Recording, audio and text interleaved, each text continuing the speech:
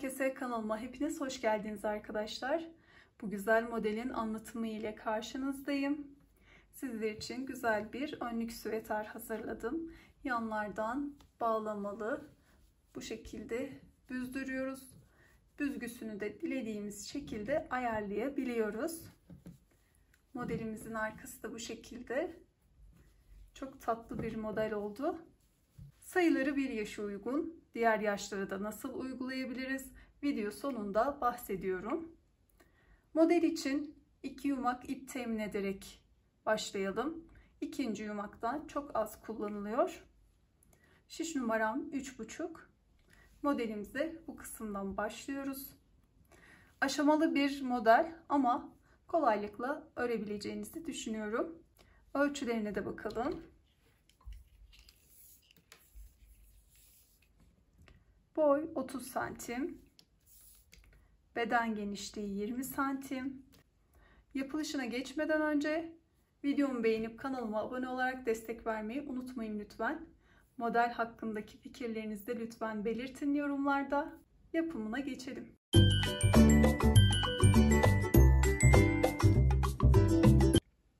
Modelde anti-peeling özellikli bebe yünü kullanıyorum. Orta kalınlıkta bir ip. 100 gram 250 metre.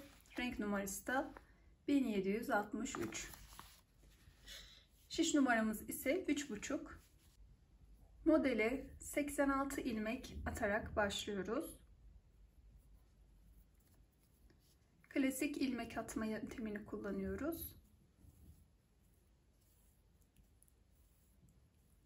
86 ilmek attım. Tüm ilmeklerimizi haroşa örmeye başlayalım.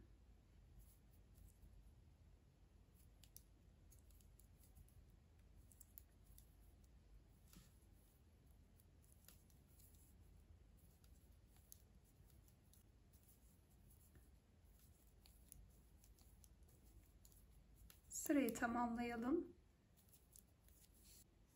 Sırayı tamamladım. Ön yüze çeviriyorum.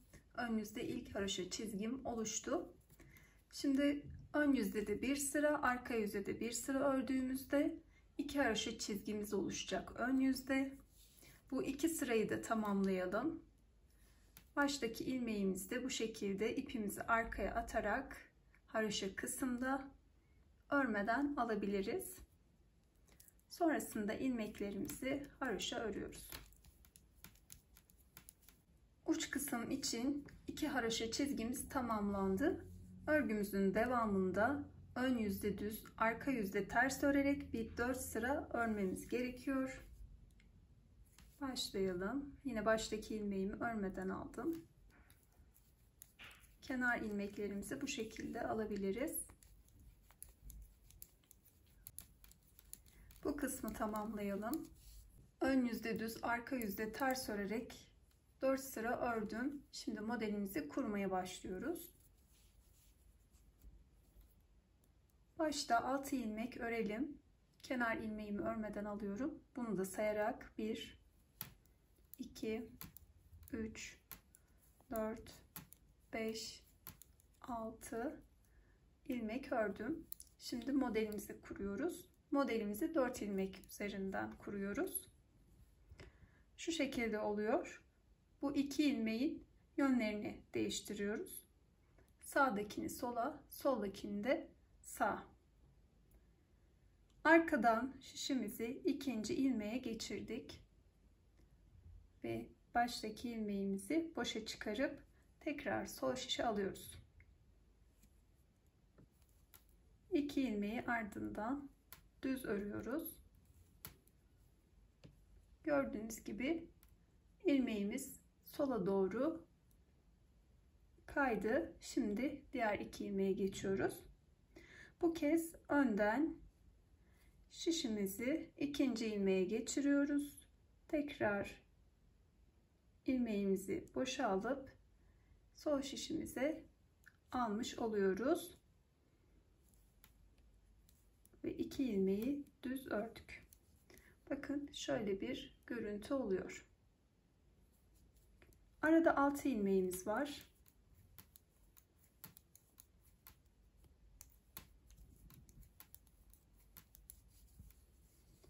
6 ilmek ördük.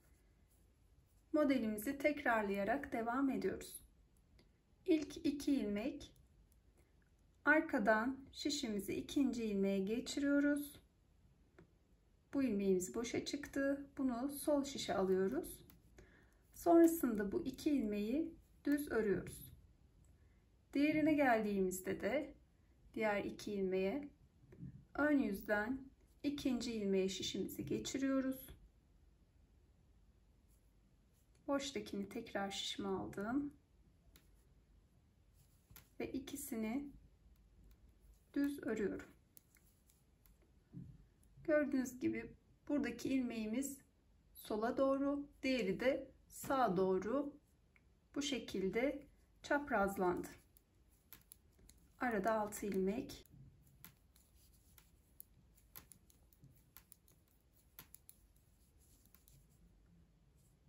Tekrar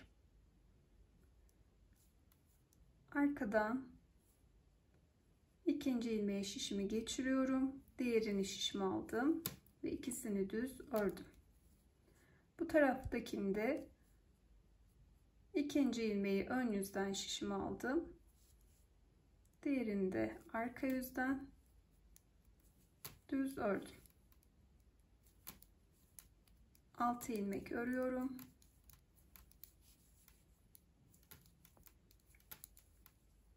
Modeli tekrarlıyorum. Arka yüzden ikinci ilmeğe şişimi geçirdim. Diğerini sol şişe aldım ve ikisini düz ördüm. Diğer taraftakinde ikinci olanı ön yüzden şişimi aldım. Diğerini de arka yüzden sol şişe geçirdim tekrar ve düz ördüm.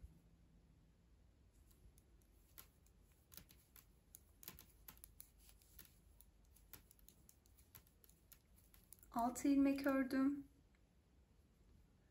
Arka yüzden şişimi ikinci ilmeğe geçirdim. İlk ilmeği de sol şişe aldım. Düz ördüm. Diğer iki ilmeğin ikincisini ön yüzden şişime aldım. Diğerini de arka yüzden ve düz ördüm. Tekrarlayarak devam edelim. 6 ilmekte bir modelimizi tekrarlıyoruz.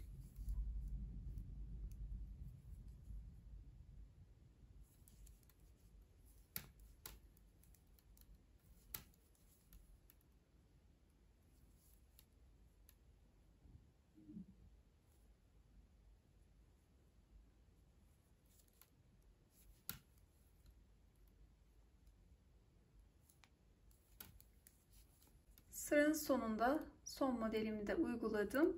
6 ilmeğim kaldı. Bunları da örüyorum.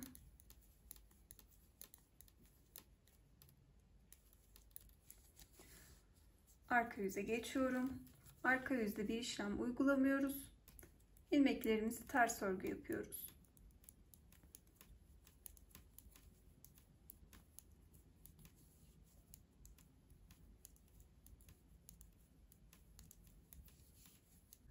Ön yüzdeyim. Modelimizin ön yüzdeki ikinci sırasına geçtik. Toplamda 4 sıradan oluşuyor model kısmı. Arka yüzleri de saydığımızda tekrar 6 ilmek örerek geliyorum. Şimdi aynı şekilde çaprazlıyoruz. Değişik olan tek kısım bu kez bu tarafta yaptığımız işlemi sağ tarafta, sağ tarafta yaptığımız işlemi de sol tarafta yapıyoruz. Burada bu kez ön yüzden ikinci ilmeğimi alıyorum. Diğerini de şişime aldım. Düz ördüm. Burada da arka yüzden şişime geçirdim ikinci ilmeği. Diğerini alıyorum ve düz örüyorum. Bakın bu şekilde bir çarp işareti oldu. Buradan modelimizi kontrol edebiliriz. Anlamadığımız kısımlarda videoyu geriye alıp tekrar bu kısmı izlediğimizde bir yanlışlık olmadan modelimizi devam ettirebiliriz. Şimdi yine aynı şekilde ikinci ilmeği ön yüzden alıyorum, çaprazladım ve ikisini düz ördüm. Buradakini de arka yüzden alıyorum, ikinci ilmeği çaprazladım ve düz ördüm.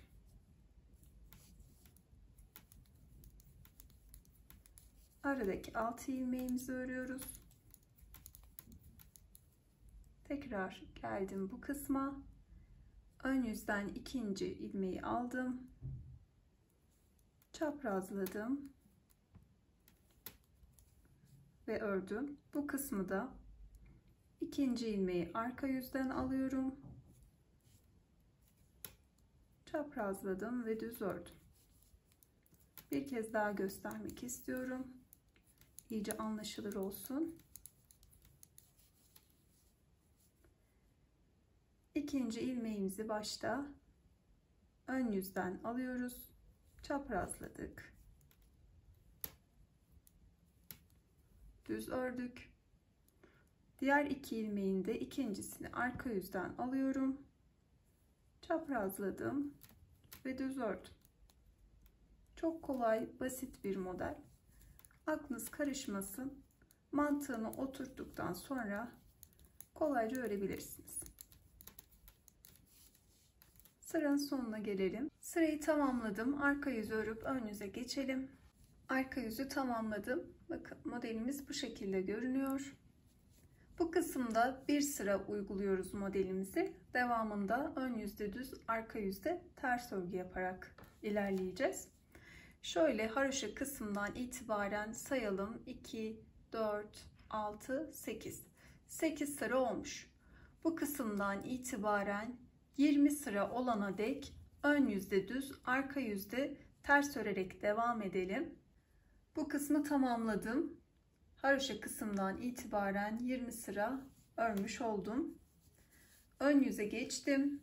Şimdi bağcık için öreceğimiz kısma başlıyoruz. İlk ilmeğimi düz örüyorum. Ardından ipimi öne alıyorum. Sıradaki ilmeğimi örmeden şişime aktardım. Bir düz, ipimizi öne alıp bir örmeden aktarıyoruz. Bir düz ilmek örüyoruz. İpimizi öne aldık. İkinciyi örmeden aktardık. Bir düz, bir ipimizi öne alıp örmeden aktarıyoruz. Bir düz örüyoruz. Bir örmeden aktarıyoruz. Bir düz, bir örmeden, bir düz, bir aktardık, bir düz, bir aktardık. Bu şekilde sıra sonuna gelelim. İpimizi öne alıp örmeden bir ilmek aktarıyoruz. İkinciyi düz örüyoruz.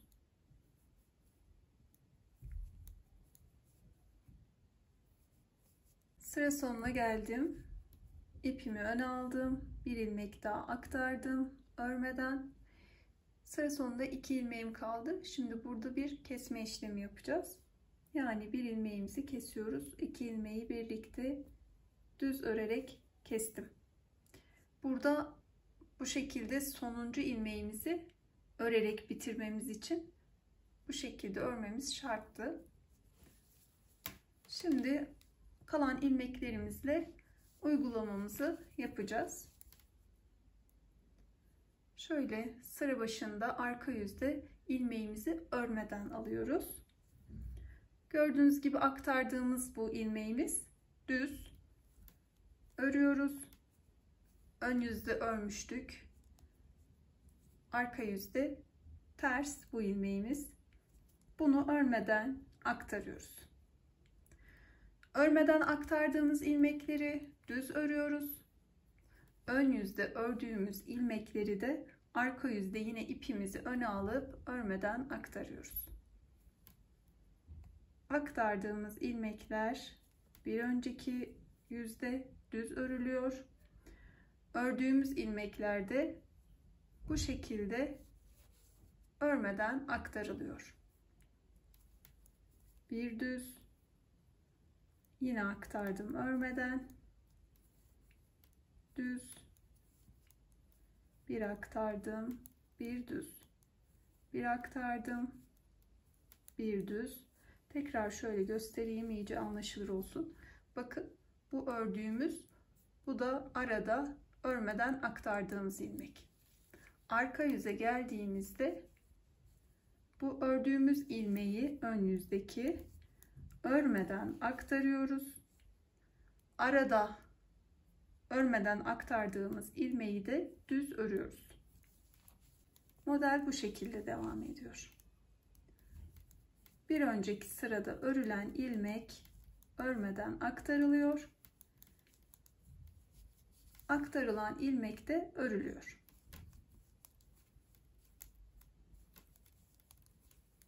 Bir nevi lastik örgü.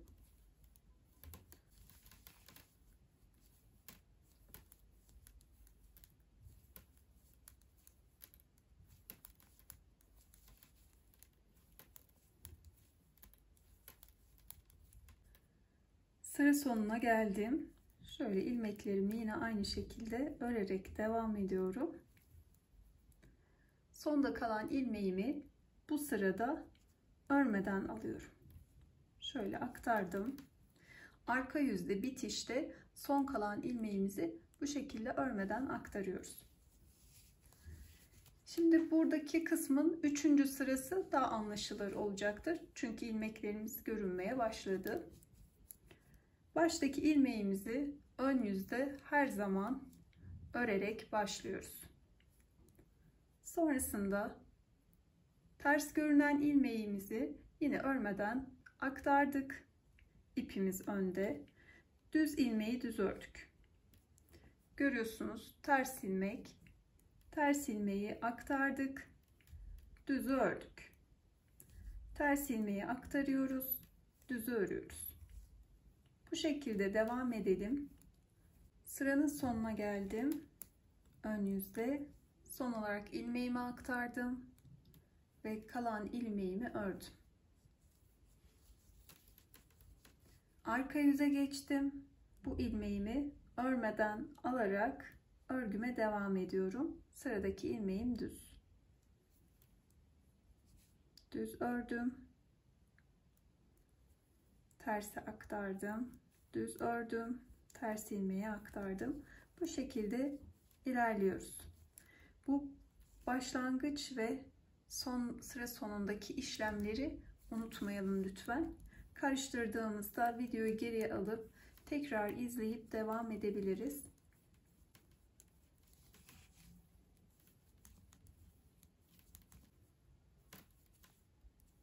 Bir kez daha bu kısımları göstermek istiyorum. Arka yüzde sıra sonundayım. Düz ördüm ve sondaki ilmeğimi ipimi öne alarak örmeden aktardım. Ön yüze geçtim. Örmeden aktardığım ilmeği, yani sıra başında ördüm. Ön yüzde örerek başlıyoruz. Ardından tersleri aktarıyorum, düzleri örerek devam ediyorum. Ön yüzde sıranın sonuna geldim. Son olarak ilmeğimi aktarıyorum. Son ilmeğimi de örüp sırayı tamamlıyorum. Arka yüze geçtiğimde ise ördüğüm bu ilmeği sıra başında örmeden alıyorum. Sıradaki ilmeğim düz, düz örüyorum. Tersi aktarıyorum. Bu şekilde örerek birkaç sıra daha ilerletelim.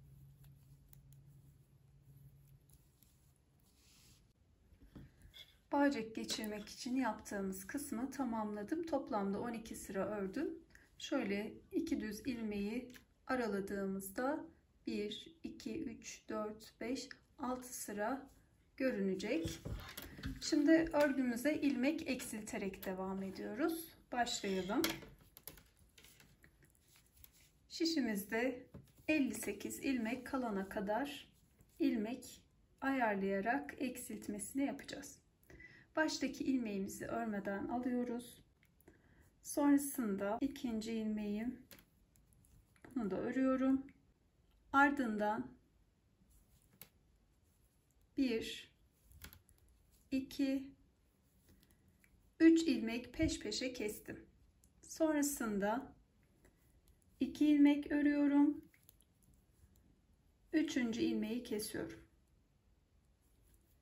2 ilmek örüyorum.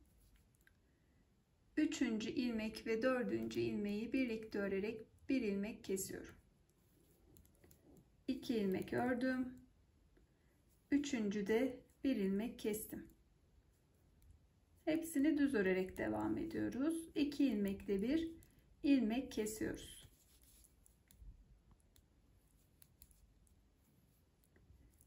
Bu şekilde devam edelim. 2 ilmekte 1 eksilterek devam ettim. Şöyle kaç ilmeğim var? Şişimde sayıyorum. 2, 4, 6, 8, 10, 12, 14, 16, 18, 20, 22, 24, 26, 28, 30, 32, 34, 36, 38, 40, 42, 44, 46, 47. Şimdi devamında 2 ilmeği birlikte örerek ilerleyelim.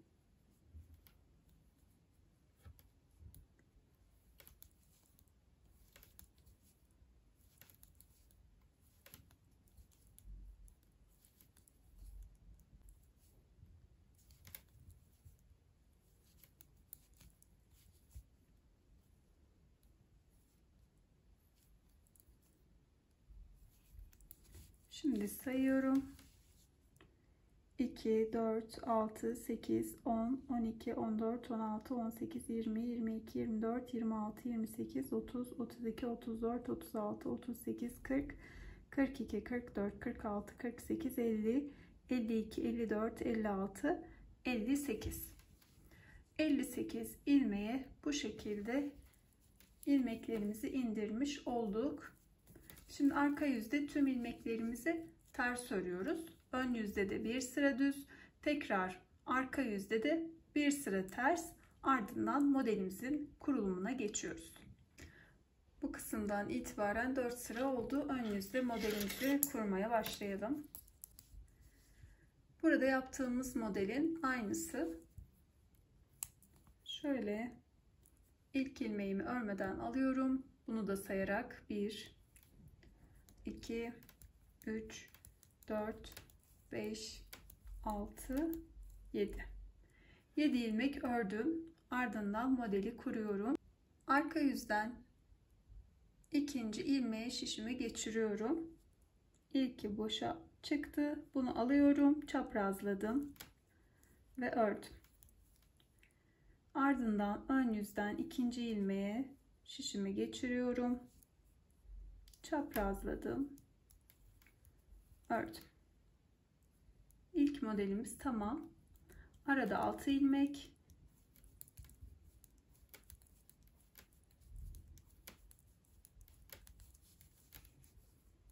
Ardından ikinci ilmeği arka yüzden şişime geçirdim.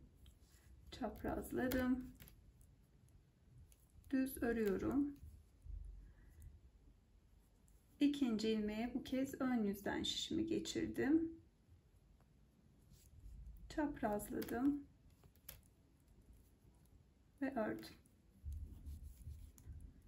Arada 6 ilmek.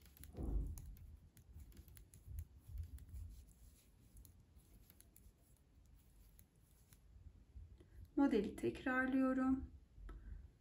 Arka yüzden şişimi ikinci ilmeğe geçirdim. Çaprazladım. Düz ördüm. İkinci ilmeğe ön yüzden şişimi geçirdim. Çaprazladım. Ördüm. 6 ilmekte bir modeli uyguluyoruz.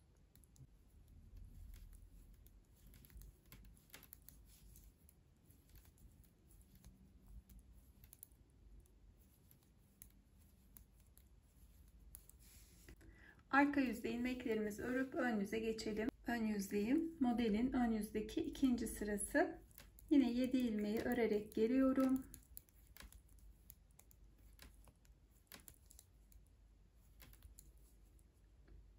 Bu kez ilk 2 ilmeğin ikincisini ön yüzden çaprazlıyorum.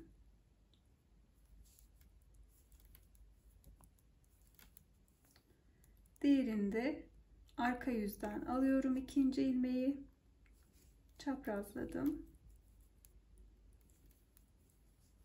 Bakın bu şekilde çarpı işaretimiz oluştu.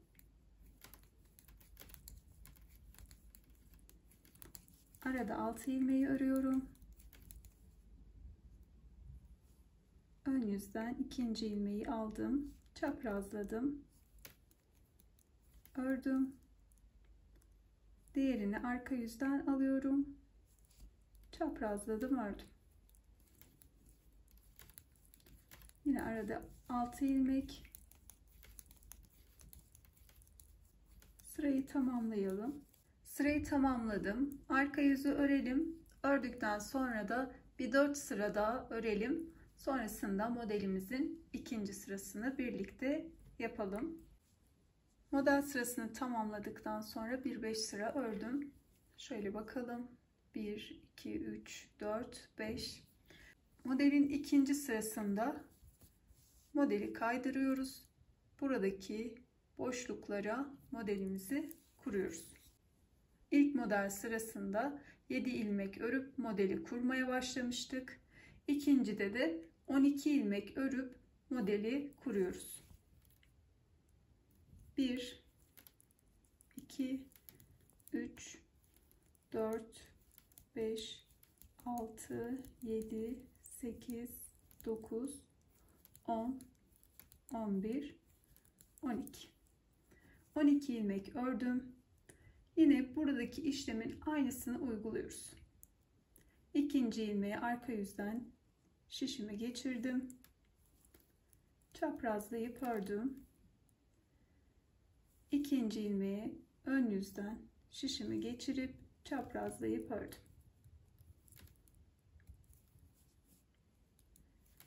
Yine arada 6 ilmek.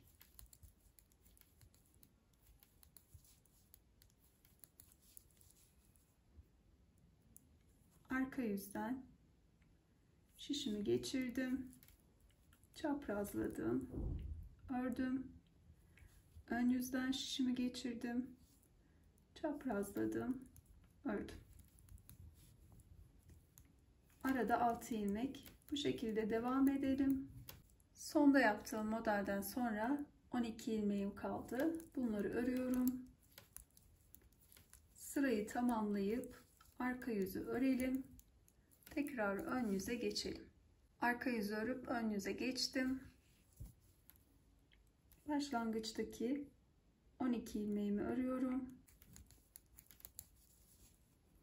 12 ilmeği ördüm. Bu kez ikinci ilmeği ön yüzden alıyorum. Çaprazladım. Ördüm. Diğer ikinci ilmeğimi de arka yüzden alıyorum. 6 ilmek.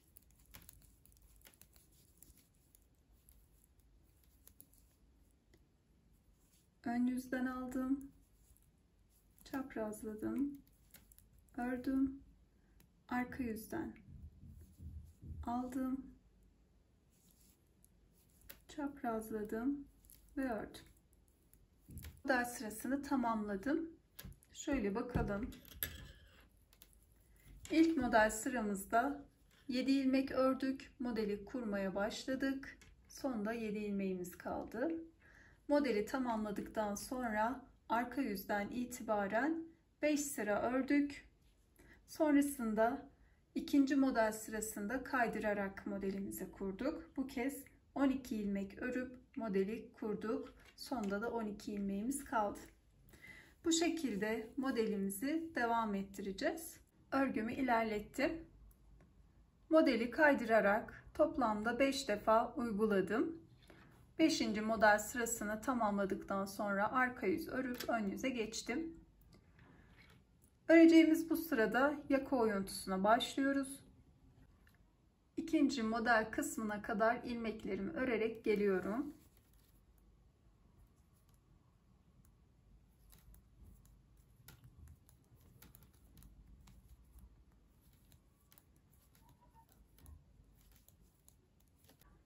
21 ilmek örerek geldim.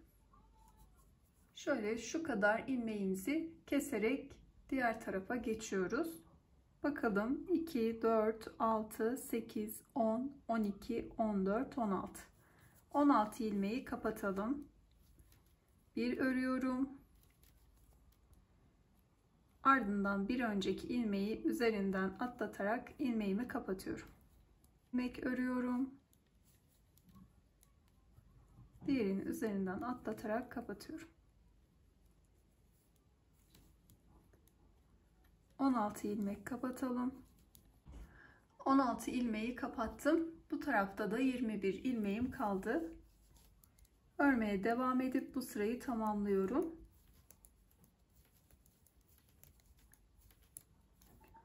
Ardından arka yüzü örüp tekrar ön yüze bu kısma gelelim. Ve kesme işlemine 3-2-1 şeklinde devam edeceğiz. Başlayalım. 3 ilmek kesiyoruz. İlmeğimi örmeden aldım. Sıradakini ördüm. Bir ilmek kapattım. 2 3. Şimdi tekrar aynı şekilde sırayı tamamlıyorum. Arka yüzü örüp ön yüze geçiyorum. Ön yüzdeyim. Bu kez 2 ilmek kesiyoruz. Baştaki ilmeğimi aldım. 1 ve 2. Devam ediyorum yine. Tekrar sırayı tamamlayıp arka yüzü örüp ön yüze geçelim. Ön yüzdeyim. Bu kez bir ilmek kesiyoruz. Şişimizde 15 ilmek kaldı. Bakalım. 2, 4, 5, 6, 7, 8, 9, 10, 11, 12, 13, 14, 15. Şimdi bu 15 ilmeği ön yüzde düz, arka yüzde ters örerek uzatalım. Buradaki modelimizin sırası geldiğinde de bakacağız, bir ilerlemesine bağlı. Belki tekrarlarız modelimizi. Şöyle bir bakalım. Buradaki iki model arası kaç sıra? 2, 4, 6, 8, 10, 12, 13, 14. 14 sıraymış. Eğer 14 sıramız olursa modelimizi tekrarlayacağız. 14 sıra oluncaya dek ördüm. Şöyle bakalım. 2, 4, 6, 8, 10, 12, 14. Ön yüzde modelimizi yapalım. Şöyle ilmeklerimi örerek geliyorum. 1, 2, 3, 4. Aynı hizada mı bakıyorum? Evet. Şimdi modelimizi tekrarlıyoruz.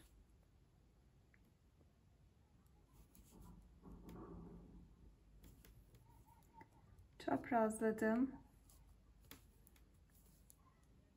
Bu kısımda yine ön yüzden aldım, çaprazladım. Ön yüzde modelin ikinci sırasındayım. Şimdi yine modelimi çaprazlayarak tamamlıyorum bu sırasını.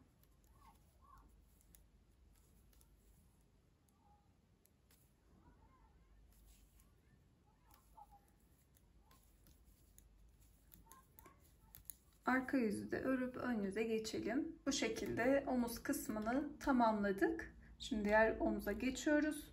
İlmekleri kapatmıyorum çünkü örerek birleştirme yapacağız. Şöyle ipimi birazcık tutup kesiyorum. Ve tam bu kısımdan bağlıyorum ve diğer tarafa devam ediyoruz. İpimi ters yüzden bu şekilde bağladım. Şimdi bu kısım şişte kalıyor. Buradan devam ediyorum. Bu sırayı tamamlayacağım.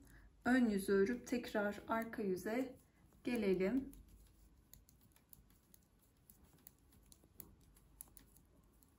Arka yüzü ördükten sonra ön yüze geçtim ve ön yüzü de ördüm. bir işlem uygulamadan şimdi arka yüzde yine burada yaptığımız tekniği yapıyoruz. 3-2-1 tekniğini. Baştaki ilmeğimi örmeden aldım. Bir ters ördüm. Bir ilmeği üzerinden atlatarak kapattım. 1 2 3. Sırayı tamamlıyorum. Tekrar arka yüze gelelim. Arka yüzdeyim. Bu kez 2 ilmek kesiyoruz. 1 2. Tekrar sırayı tamamlayıp arka yüze geçelim. Son olarak bir ilmek kesiyoruz ve kesme işlemini bu kısımda tamamlamış oluyoruz. Yine ön yüzde düz, arka yüzde ters örerek buradaki model sırasından sonra 14 sırayı tamamlayalım. Ardından hizalayarak aynı şekilde modelimizi tekrarlayıp bitirdikten sonra arka yüzü örüp ön yüze geçelim. Diğer omuza tamamladım. Ön parçamız bu şekilde hazır. Şimdi arka parçayı örüp omuzların birleştirmesini birlikte yapalım. Burada yapmış olduğumuz işlemleri aynı şekilde tekrarlıyoruz. Sadece bu kısımda 5 değil de 7 model sırası uygulayalım. Sonrasında devam edelim. Aynı işlemleri tekrarlayarak arka parçayı da ördüm. Gördüğünüz gibi burada 7 model sırası kaydırarak uyguladım. Birlikte sayalım. 1, 2, 3, 4, 5, 6 ve 7. Son model sırasından sonra da arka yüzü örüp ön yüze geçtim. Şimdi arka parçayı örerken hem omuz birleştirmelerini hem de yakada ilmek kesimini birlikte yapalım. Şöyle iki parçayı ön yüzler üst üste gelecek şekilde birleştiriyoruz. Sonrasında ben diğer yedek şişle devam etmiştim. Şöyle birleştirmeye başlıyorum.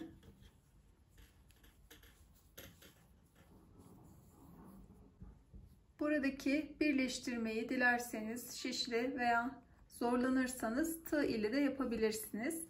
Arka parçadan bir ilmeği şişime alıyorum.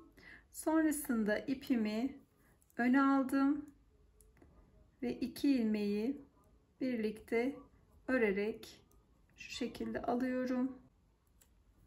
İkisini birlikte ters ördüm. Ardından şişteki ilmeği üzerinden atlatarak kapattım. Şimdi bir tığ yardımı ile kapatalım. Tığ ile daha kolay olacaktır. Şöyle aldım şişteki ilmeğimi tığıma, ardından karşılıklı birer ilmek aldım. Şöyle ikisini birlikte ördüm. Tığdaki ilmekten geçirdim.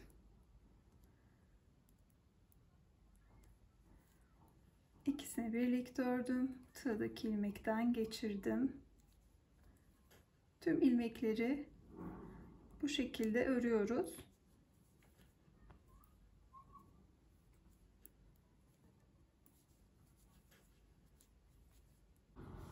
Birleştirmeyi tamamladım.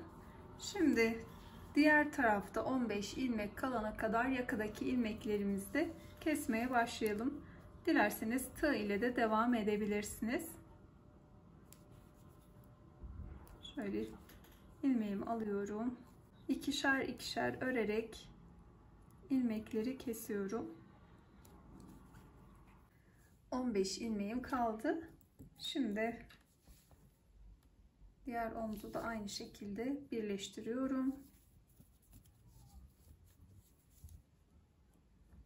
Karşılıklı ilmek aldım. İkisini birlikte örüp tığdaki ilmekten geçirdim.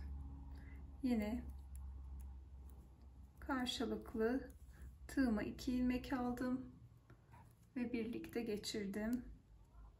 Bu omuzun birleştirmesini de tamamlayalım. Bu kısmı da tamamladık. Bakın güzel bir yaka kesimi elde ettik. Şimdi yakamızı örmeye başlıyoruz. İlk önce bir tığ yardımıyla şöyle bir ilmek hazırlayalım. Tam bu birleştirme yaptığımız kısımdan şöyle arka taraftan tığımızı geçiriyoruz. Bu ilmeğimizi bu kısımdan ön yüze alıyoruz. Dilerseniz burada bir sabitleme de yapabilirsiniz bu şekilde ama gerek yok. Şöyle şişe sığacak kadar ilmeğimizi uzatıyoruz. Sonrasında yan taraftan kenar kısma batarak bir ilmek daha çıkardım. Eğer zorlanır iseniz tamamını bu şekilde tığ yardımı ile çıkarabilirsiniz. Ben şişle devam ediyorum. Şöyle bakın buradaki boşluklara batarak ilmeklerimi çıkarıyorum.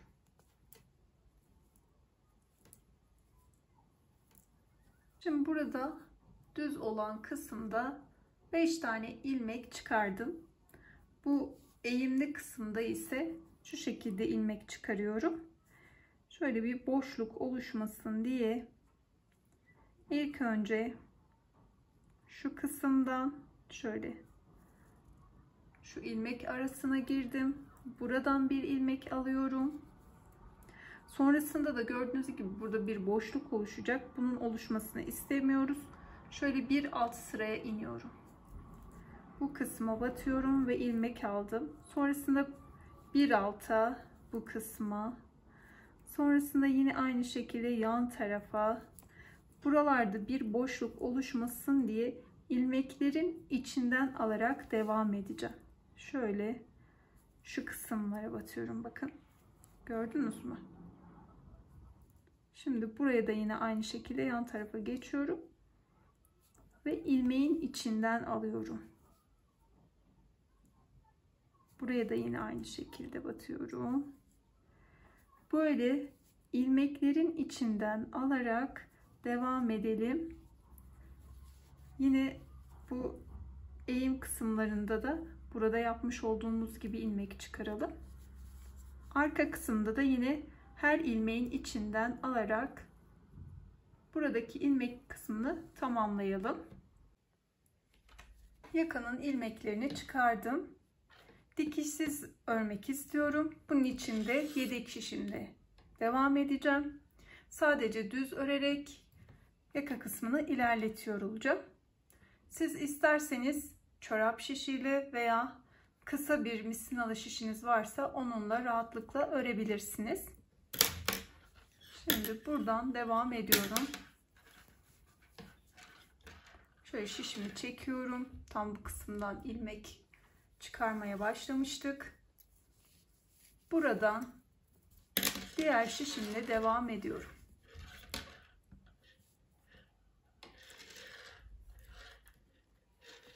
Bu şekilde örerek birkaç sıra ilerletelim. Ön yüzden döne döne örerek 8 sıra yaka kısmını örmüş oldum. Son olarak buradaki başlangıç noktasına geldim. İlmek çıkardığımız kısma.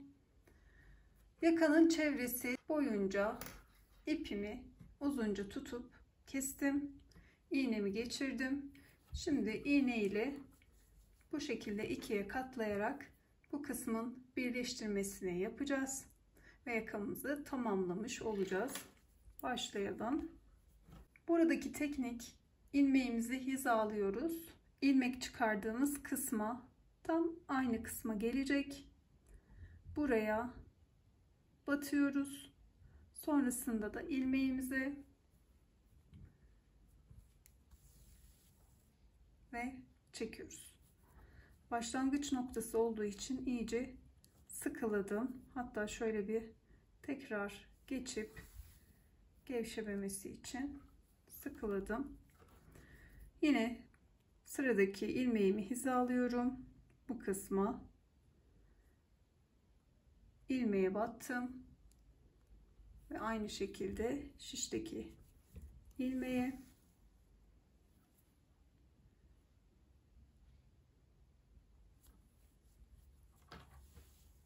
aynı şekilde devam ediyorum. Yalnız buradaki tekniğin püf noktası burayı çok sıkı yapmamamız. Çünkü biliyorsunuz ki düğme yapmamıştık. Buranın geniş kalması, yani açılması lazım giydirdiğimizde.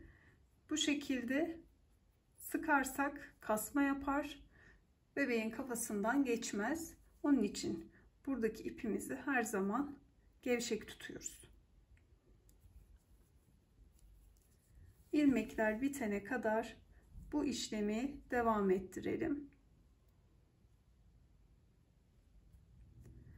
Tam ilmeğin hizasından denk getirelim. Aynı hizada çalışmaya dikkat edelim.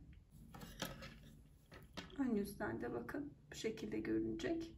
Tamamlayalım. Yakayı tamamladım. Şimdi bağcığın yapımına geçelim. Bağcık için şişime 6 ilmek attım. Ters örmeye başlıyorum. Örgümün arka yüzü.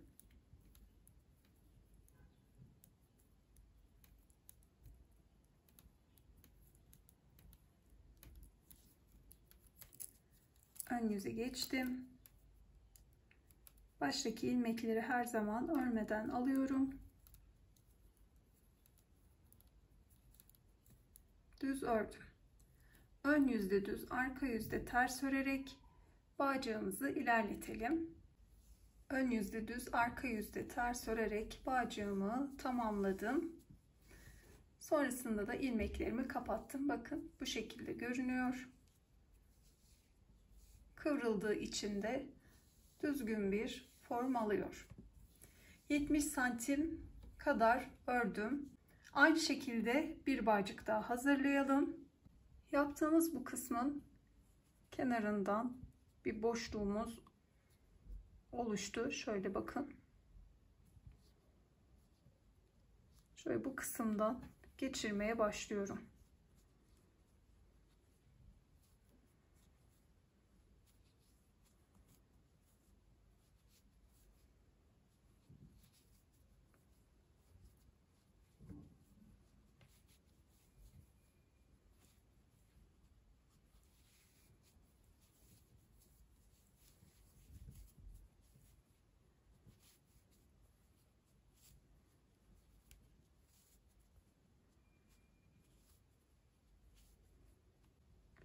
Diğer kenardan çıkıyorum. Bu şekilde bağcığımı geçirmiş oldum. Derinde geçirelim. Diğer bağcığı da geçirdim. Bu şekilde bağladım. Gördüğünüz gibi çok şirin, şık bir model oldu.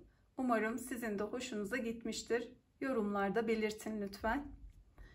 Kısaca modelin diğer yaşlara nasıl uygulandığını anlatmak istiyorum. Başlangıç sayısına 10 ilmek ekleyerek başlayalım. Yani bu modelden bir tane daha ekliyoruz. Sonrasında düz örgü kısmına da 6 sıra ekleyelim. Bu kısım aynı kalabilir. Beden kısmına geçtiğimizde de bir model sırası fazla yapıp sonrasında yaka kesimine geçelim. Aynı şekilde modelin arkasında da bir model sırası fazla yapıp ilmeklerini sonradan kapatalım. Kolaylıkla örebileceğiniz bir model. Video sonuna geldiyseniz zaten modeli tamamlamış olmalısınız. Tabii aşamalı bir model ama kolaylıkla ördüğünüzü düşünüyorum. Vakit ayırıp benimle birlikte bu modeli deneyip ördüğünüz için teşekkür ederim. Videomu beğenip kanalıma abone olmayı, yorum yapmayı unutmayın lütfen. Desteğiniz benim için çok önemli. Bir sonraki videoda görüşene dek sevgiyle kalın.